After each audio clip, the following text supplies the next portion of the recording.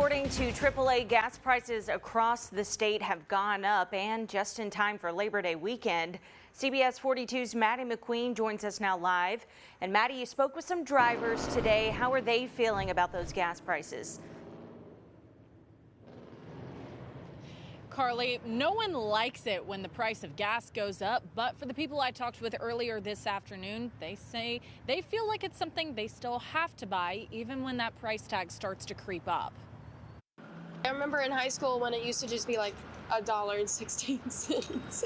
And I feel like weird because, when our grandparents were like, I remember when this used to be this much. And it was like, well, now everything's like $1, like $2 more than everything used to be. Erin Hall grew up in Hoover. She says she's had to keep the cost of gas in mind when budgeting each month. I work like 30 minutes away, so traffic on top of like having to commute for school, it's like everything, like at least like 100, like 200 goes to gas. William Andrew Taylor says when his car reaches about a half tank of gas, he starts to keep an eye on gas stations so he can fill up at the cheapest one.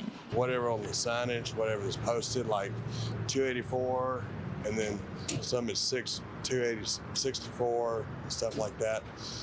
All the cheaper gas is probably not as good quality. Clay Ingram with AAA Alabama says the average cost for a gallon of gas in Alabama right now is $2.82, up 6 cents from last week.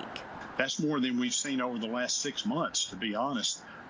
We've had pretty stable gas prices pretty much all year this year. I think it's due to the anticipated demand for Labor Day and for the college football season. And just anytime we see our demand spike like that, a lot of times we see the prices spike as well.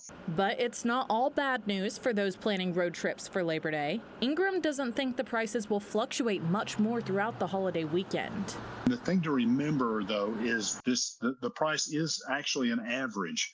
So you're going to see some gas stations that are 10, 20 cents a gallon higher than the average, but you'll also see some stations that are 10, 20 cents a gallon less than the state average. So it really pays to be alert and to be aware of what the prices are out there.